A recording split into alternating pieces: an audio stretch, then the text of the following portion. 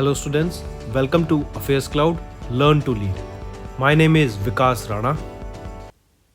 So students हमारी एक application है कैरियर क्लाउड्स के नाम से, जो कि आप डाउनलोड कर सकते हैं थ्रू प्ले स्टोर।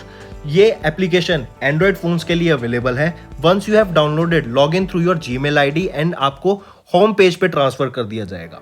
आप होम पेज पे देखेंगे आपको जो भी कोर्स ऑफर किए जाते हैं हमारे द्वारा एंड जो आपने कोर्स परचेज किया हुआ है।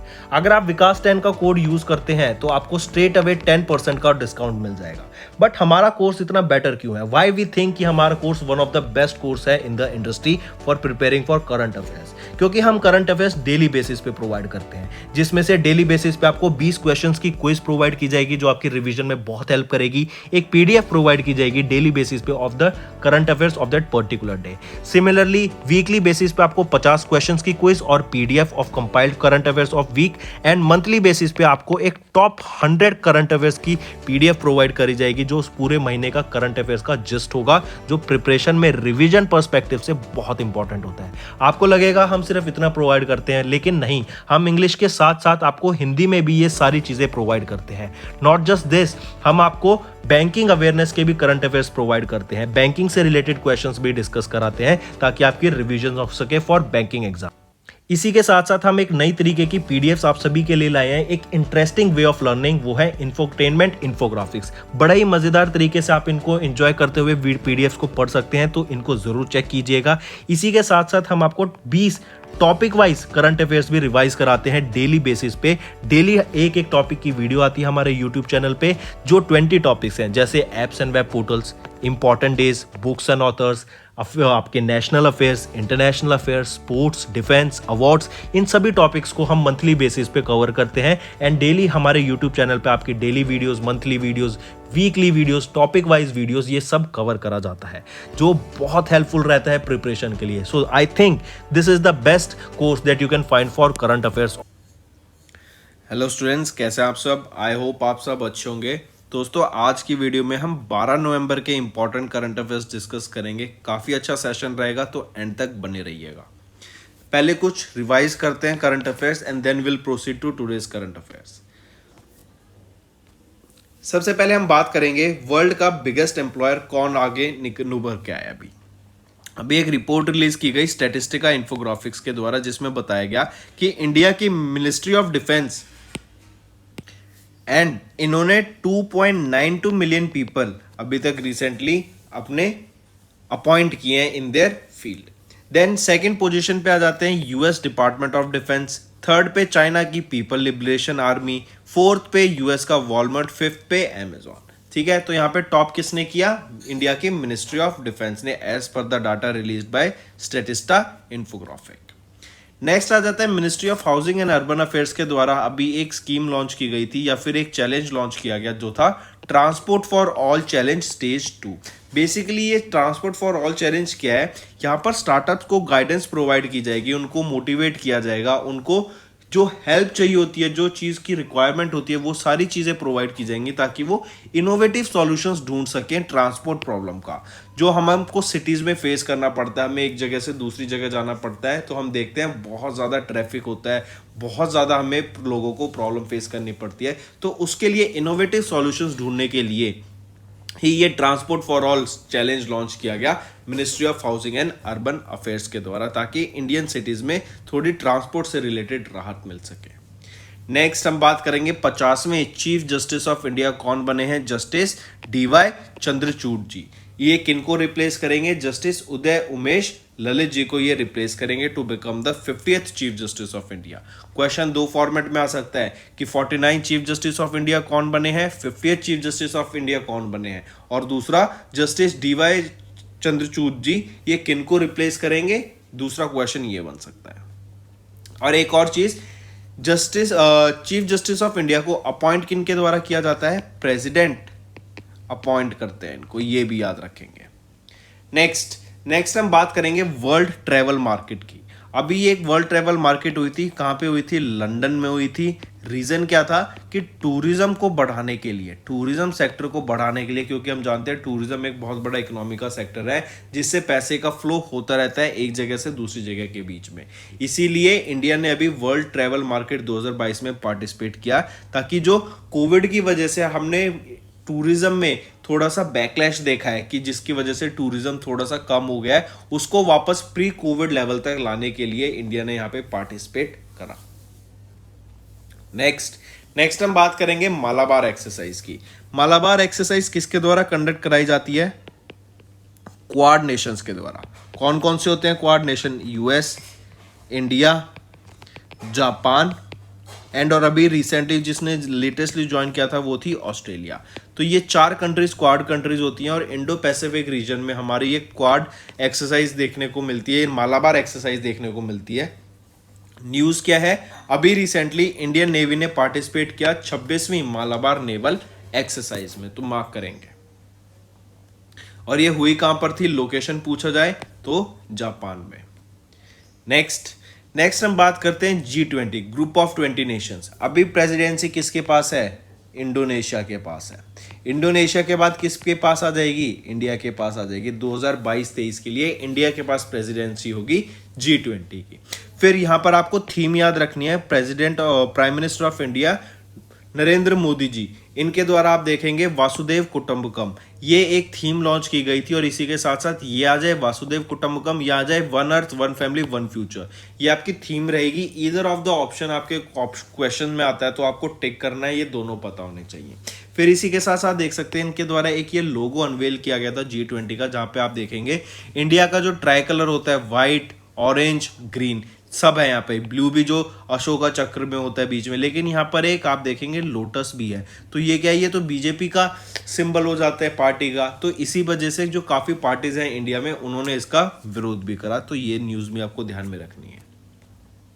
नेक्स्ट हम बात करेंगे फोर्ब्स की एशियन पावर वीमेन 2022 की लिस्ट में 3 इंडियन वीमेन आई।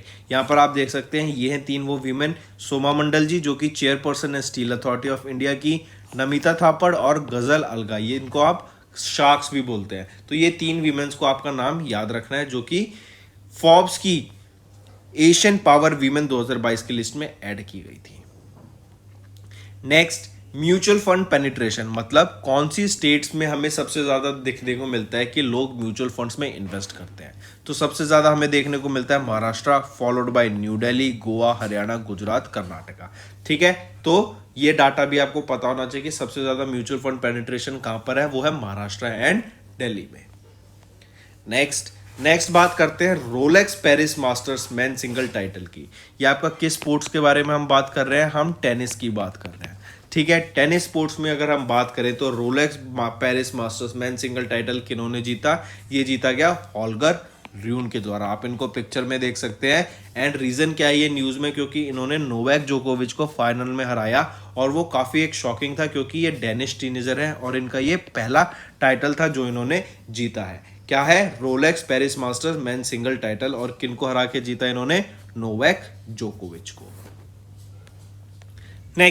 नेक्स्ट बात करते हैं इंडिया के पेट्रो प्रोडक्ट्स के बारे में।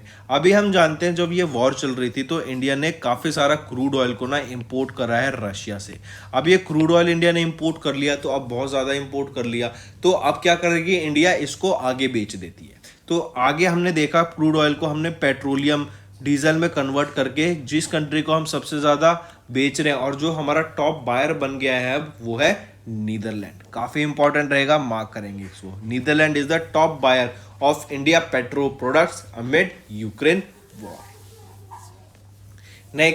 नेक्स्ट आ जाता है UIDAI। UIDAI हमें पता है यही आधार कार्ड को आपका रिलीज करता है और जो 12 नंबर का होता है उसमें 12 डिजिट्स होते हैं। तो UIDAI के बारे में बात करें तो इन्होंने टॉप किया है अभी ग्रीवियंस रिड्रेसल इंडेक्स में। For the 3rd month in a row UIDAI ने टॉप किया ग्रीवेंस रिड्रेसल इंडेक्स में। और इसी के साथ याद रखेंगे इन्हीं के द्वारा एक चैटबॉट भी रिलीज किया गया है, वो है आधार मित्रा नाम से। ठीक है, क्वेश्चन पूछ लेगा। आधार मित्रा ये एक चैटबॉट था, किसके द्वारा, कौन सी ऑर्गेनाइजेशन के द्वारा रिलीज किया गया था? ये आपका UIDAI के द्वारा यहां पर रिलीज किया गया था आधार मित्रा। तो दोस्तों ये तो थे हमारे रिवीजन के करंट अफेयर्स। अब आ जाते हैं आपके क्विक करंट अफेयर्स जो कि हम आज की देखेंगे। सबसे पहले हम बात करते हैं वीरांगना सेवा केंद्र की। ये एक वीरांगना सेवा केंद्र लॉन्च किया गया for the welfare and grievance redressal की जो भी वीर नारीज हैं उनको कोई भी प्रॉब्लम आती है तो वीर नारी बेसिकली क्या हो गया, जिनके फादर की, जिनके हस्बैंड की या जिनके बच्चों की किसी भी वॉर के दौरान या फिर आर्मी के दौरान उनके देहांत हो गया या किसी भी मिशन के दौरान, तो ऐसी वीमेंस को हेल्प करने के लिए, ताकि उनको कोई प्रॉब्लम ना आए, उनकी लाइफ एकदम नॉर्मली कटती रहे जैसे पहले कट रही थी, विदाउट एनी हसल या विदाउट एनी प्रॉब्लम। देखो चेंजेस तो आते हैं, लेकिन उनकी एक लाइफ को बेटर बनाने के लिए, उनकी प्रॉब्लम्स को कैटर करने के लिए ही ये वीरांगना सेवा केंद्र लॉन्च किया था। किसके द्वारा लॉन्च किया गया? इंडियन आर्मी के द्वारा लॉन्च किया गया। ये एक सिंगल विडो फैसिलिटी रहेगी, ठीक है, सिंगल विंडो फैसिलिटी। फिर यहीं पे आइए देखते हैं ये इनॉग्रेट किसके द्वारा किया गया। आजकल क्वेश्चन डायरेक्टली ये भी पूछ लेता है कि सो एंड सो स्कीम किस व्यक्ति के द्वारा इनॉग्रेट की गई थी या किस ऑर्गेनाइजेशन के द्वारा इनॉग्रेट की गई थी। तो याद रखेंगे ये इनॉग्रेट किया गया था president army wives welfare association के द्वारा। काफी इंपॉर्टेंट, इसको याद रखेंगे। दिल्ली कैंट में इसको इनॉग्रेट करा गया था। अगर यहीं पे मैं बात करूं वीरांगना सेवा केंद्र की, ये available as a service to the Indian army veterans portal by utilising the digital technology as the grievance will be registered with the tracking, monitoring and regular feedback to the applicant. मतलब जो भी उनकी problem है उनको उससे update रखा जाएगा, उनकी जो प्रॉब्लम उन्होंने सॉल्व किया, जो रजिस्टर किया है, उसकी पूरी एक ट्रैकिंग की जाएगी, मॉनिटरिंग की जाएगी एंड उनकी नेक्स्ट पूरी से पूरी हेल्प करने की बात की जाएगी। यहीं पर जो वीर नारीज हैं वो चाहे टेलीफोन, एसएमएस, व्हाट्सएप, ईमेल या फिर खुद भी आकर असिस्टेंस को सीख कर सकती हैं। काफी इंपॉर्टेंट, मार्क करेंगे।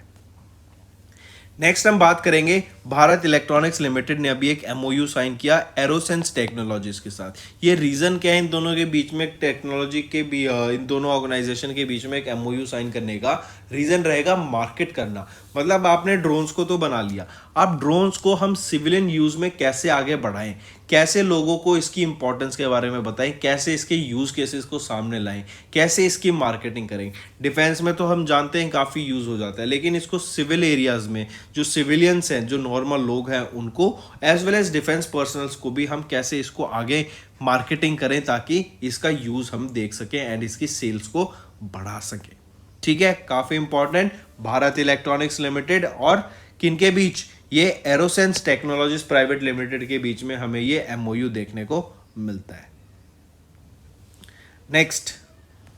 नेक्स्ट हम बात करेंगे बीईएल, भारत इलेक्ट्रॉनिक्स लिमिटेड की। इन्हीं के द्वारा अभी क्वेश्चन पूछा जा सकता है कि अर्बन इंफ्रा बिजनेस अवार्ड 2022 को किनके द्वारा जीता गया? भारत इलेक्ट्रॉनिक्स लिमिटेड के द्वारा जीता गया। क्वेश्चन डायरेक्ट आएगा, सिंपल आएगा कि urban infrastructure business award 2022 for transmission of metro and rail communication in India किसको जीत मिला, किसको सम्मानित किया गया इस अवार्ड से? वो है भारत इलेक्ट्रॉनिक्स लिमिटेड को।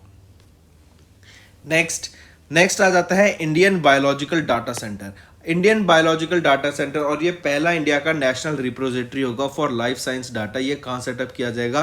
फरीदाबाद, हरियाणा में। अब देखो ये क्या है, बायोलॉजिकल डाटा सेंटर। तो जो भी रिसर्च होगी यहाँ पे डाटा को स्टोर किया जाएगा। किसी इंडिविजुअल व्यक्ति को या किसी ऑर्गेनाइजेशन को यहाँ पे जो डाटा सेंटर्स हैं उनका यूज करना है तो उनको उनके लिए पहले परमिशन लेनी पड़ेगी और अपने स्लॉट्स बुक करने पड़ेंगे ताकि जो हाई कॉम्पिटिशन डाटा है वो यहाँ का यूज किया जा सके।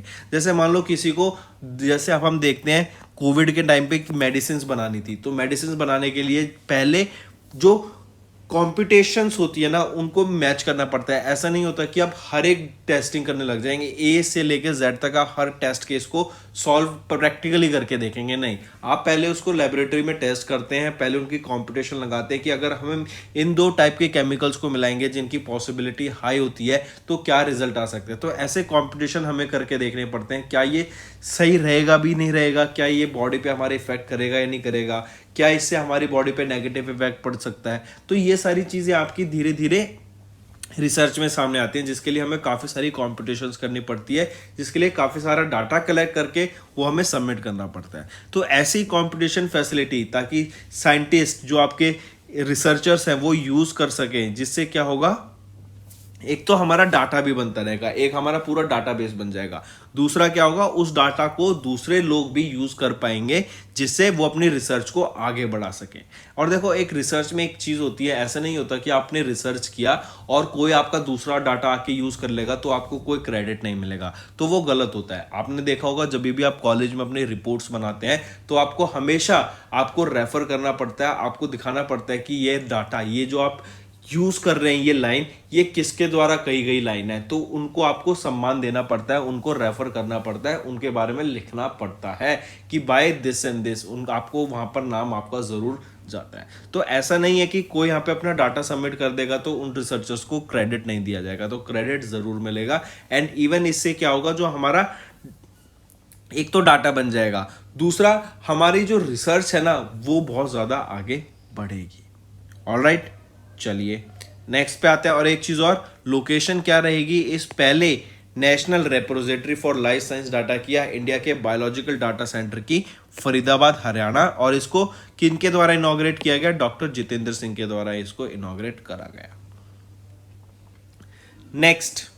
नेक्स्ट हम बात कर रहे हैं, India hosted the second BIMSTEC agriculture ministers meeting. ये मिनिस्टर्स मीटिंग किसके चेयरमैनशिप के अंडर हुई थी, इंडिया की तरफ से बात करें तो नरेंद्र सिंह तोमर जी की चेयरमैनशिप के अंडर हुई थी। कहाँ पे हुई थी, इंडिया में होस्ट कराई गई थी, तो न्यू दिल्ली में हुई थी। ये दोनों चीज याद रखेंगे, और ये दूसरी बिम्स्टेक एग्रीकल्चर मिनिस्टर्स मीटिंग रहेगी। फिर इसी के साथ साथ याद रखेंगे, यहीं पर आपके अगर मैं बिम्स्टेक की बात करूं तो ये 1997 में इसको इस्टेब्लिश करा गया था। इसमें टोटल अब बिम्स्टेक में कितने मेंबर हैं, 7 मेंबर हैं टोटल बिम्स्टेक में। 5 साउथ एशियन कंट्रीज हैं और 2 साउथ ईस्ट एशियन कंट्रीज इसमें प्रेजेंट है।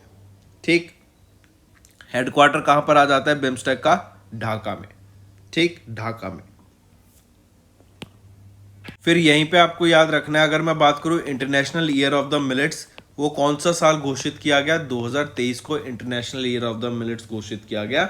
और मिलेट्स को एक प्रमोट करने की यहाँ पे बात की जा रही है इंडिया के द्वारा, क्योंकि एक न्यूट्रिशियस फूड है। और मिलेट्स को जब हम प्रोड्यूस करते हैं ना, जब ग्रो किए जाते हैं, बहुत ज़्यादा मिनिमल कंडीशंस हमें रिक्वायर होती हैं, किसी भी कंडीशन में मिलेट्स को आप ग्रो कर सकते हैं।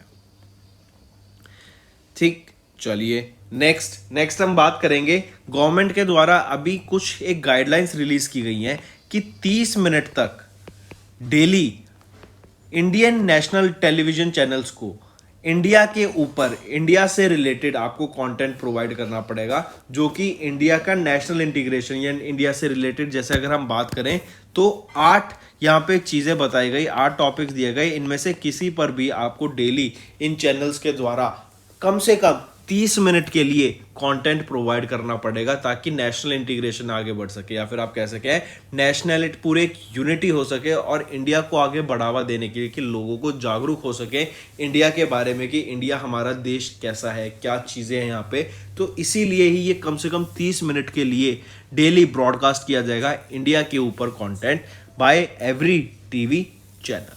तो ये न्यूज़ याद रखेंगे।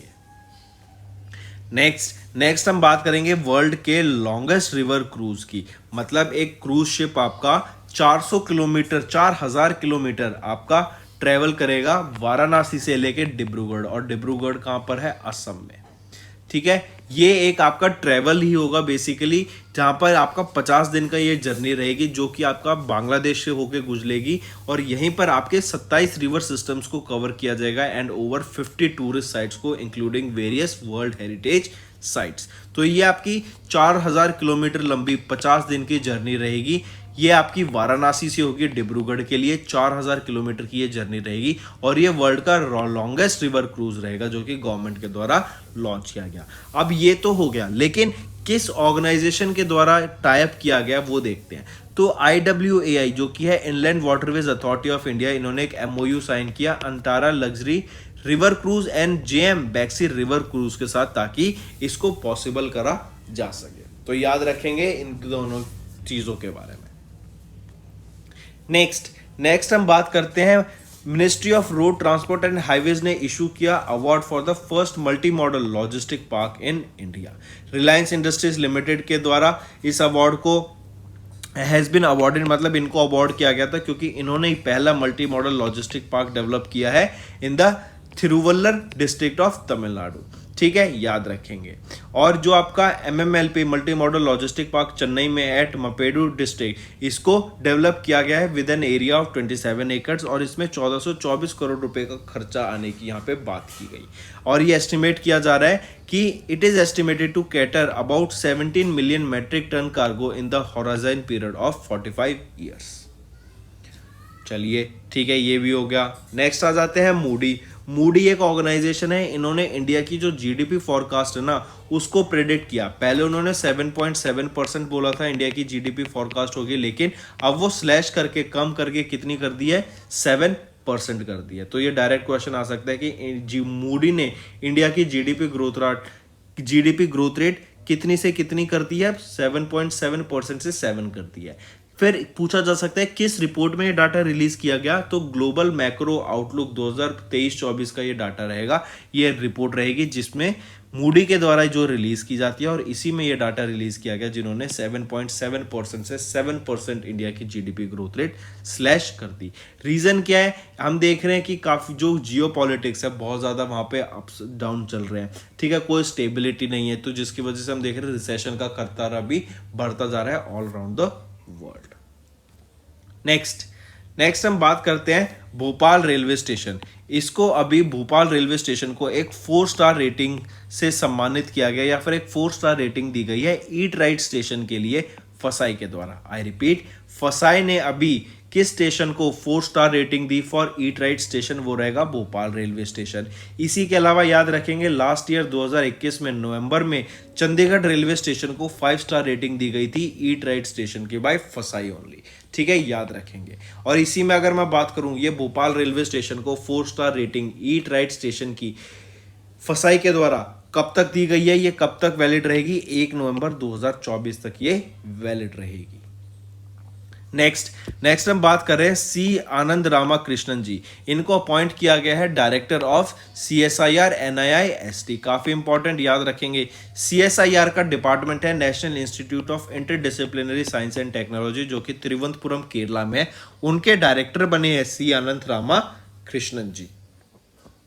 नेक्स्ट हम बात करेंगे अडानी पावर। अडानी पावर अभी 100% अपना स्टेक सेल करने की बात कर रहा है इन SPPL टू ACX।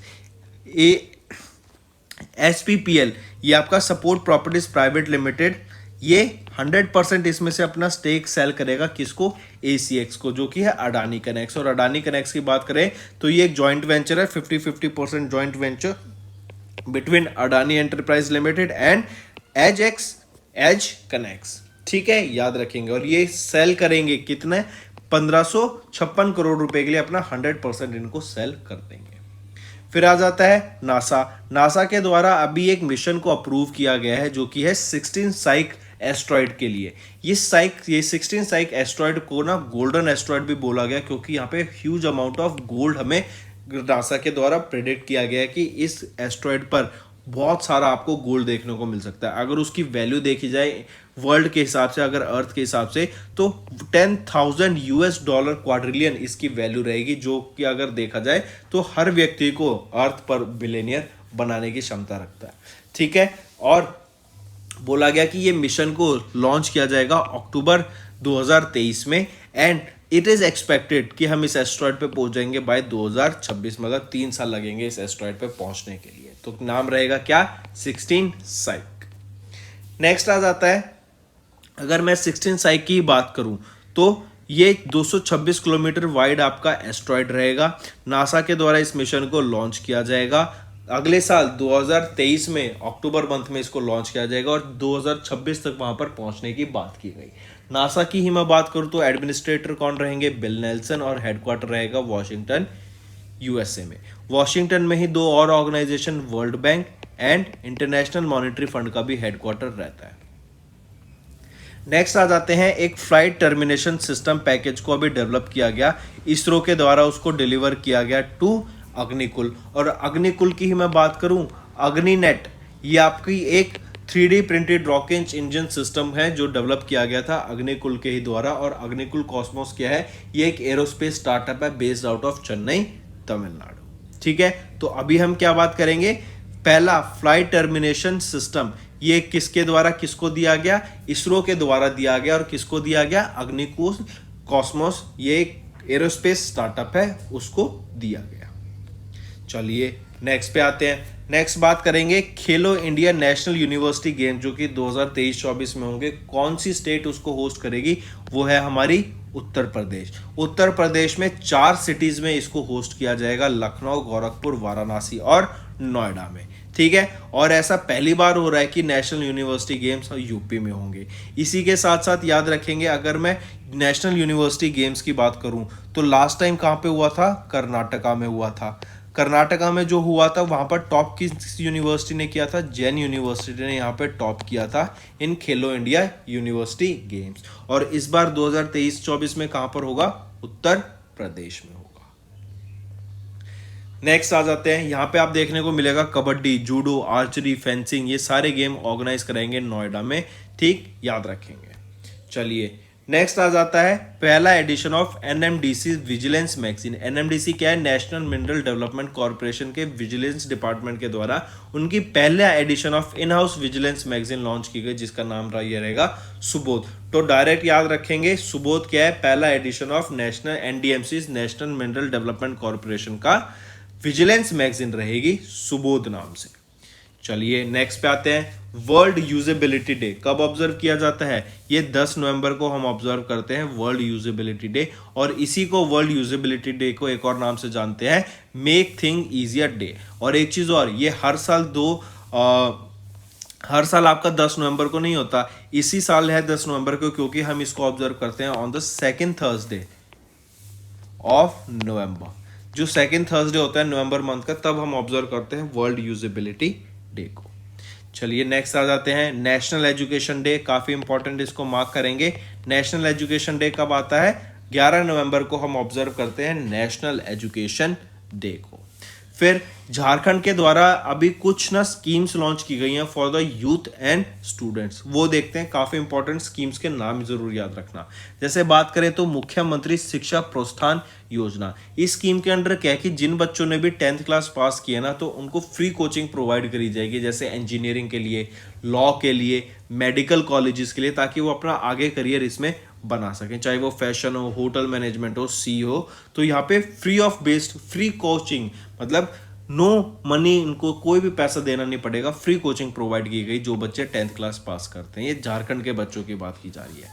फिर इसी के साथ साथ दूसरी स्कीम है एकलव्य परीक्षण योजना। इस स्कीम में गवर्नमेंट जॉब से रिलेटेड प्रिपरेशन की जाएगी बच्चों की, जो आपकी यूपीएससी के लिए, Jharkhand public service commission, bank PO, bank clerk, railway या फिर एसएससी के लिए टारगेट कर रहे हैं, जो उसमें एग्जाम, गवर्नमेंट एग्जाम्स के लिए या फिर गवर्नमेंट जॉब करना चाहते हैं, उनको लिए यहाँ पे कोचिंग प्रोवाइड की जाएगी, वो भी फ्री कोचिंग होगी।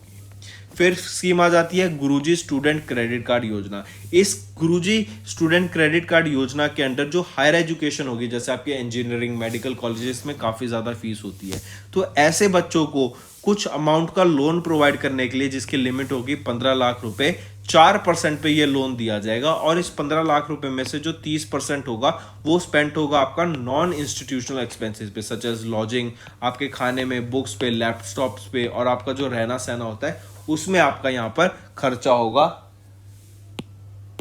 ठीक है। तो दोस्तों ये थे हमारे आज के करंट अफेयर्स। अब आ जाते हैं एकदम क्विक रिवीजन पर। वीरांगना सेवा केंद्र ये अभी लॉन्च किए गए हैं, ताकि जो ये एक सिंगल विंडो फैसिलिटी रहेगी कि जो भी आपकी वीर नारीज हैं उनको कोई भी प्रॉब्लम आती है उनकी ग्रीवेंसेस को सॉल्व करने के लिए। भारत इलेक्ट्रॉनिक्स लिमिटेड ने कभी एमओयू साइन किया एरोसेंस टेक्नोलॉजी लिमिटेड के साथ, ताकि to leverage the complementary strength. फिर एमओआरडी एंड वेदिस फाउंडेशन के द्वारा एक एमओयू साइन किया गया to set up effective governance systems under DAY NRLM. Indian biological data centre की बात करें, इंडिया का पहला national repository for life science कहाँ सेटअप किया जाएगा, फरीदाबाद, हरियाणा में।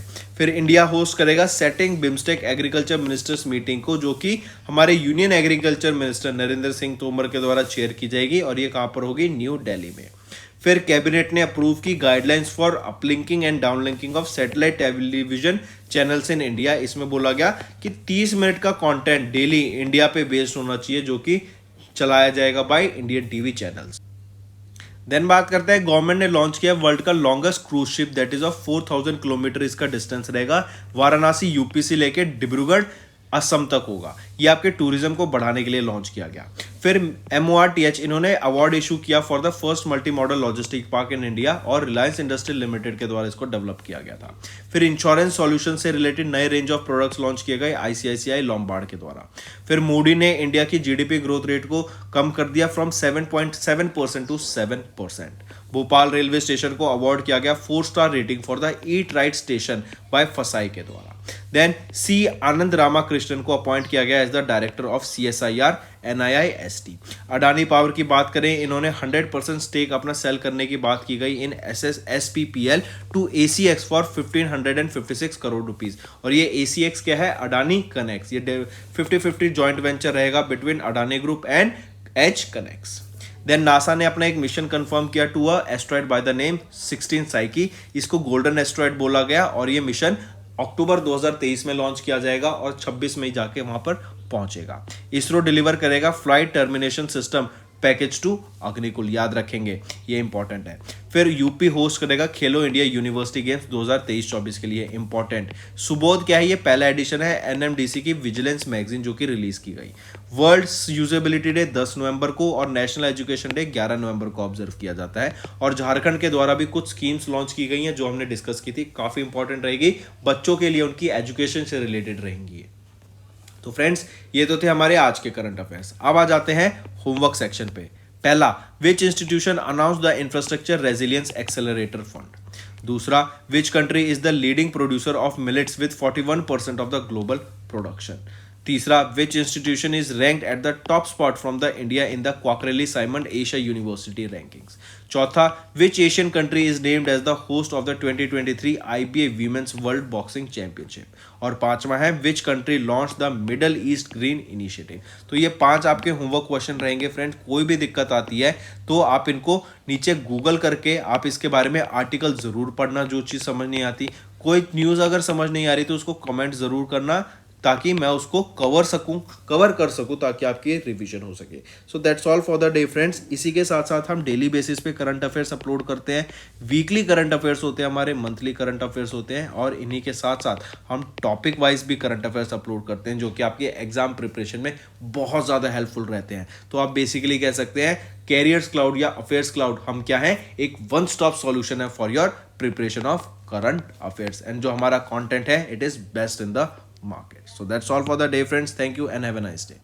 That's all for the day friends. ये हमारी वीडियो थी। आई होप आपको वीडियो पसंद आई होगी। इसी के साथ साथ फ्रेंड्स आप हमारे यूट्यूब चैनल को सब्सक्राइब कर सकते हैं, आप टेलीग्राम चैनल पे जाके हमें फॉलो कर सकते हैं। एंड इसी के साथ साथ अगर आपको कोई भी प्रॉब्लम आ रही है या तो पेमेंट में या हमारे कोर्सेज के साथ, तो आप हमें कांटेक्ट कर सकते हैं एट द नंबर 7677333862, या फिर आप हमारी मेल आईडी पे हमें मेल कर सकते हैं। And I will make sure कि आपकी जो प्रॉब्लम है उसको जल्दी से जल्दी सॉल्व किया जाए। इसी के साथ साथ आप हमारे इंस्टाग्राम हैंडल affairscloud_official को फॉलो कर सकते हैं। कोड और याद रखना, वो है विकास 10। अगर आपको 10% का एक्स्ट्रा डिस्काउंट चाहिए तो आप विकास 10 का कोड यूज कर सकते हैं। आपको क्रैक 10 के अलावा 10% का डिस्काउंट यहां पे मिलेगा।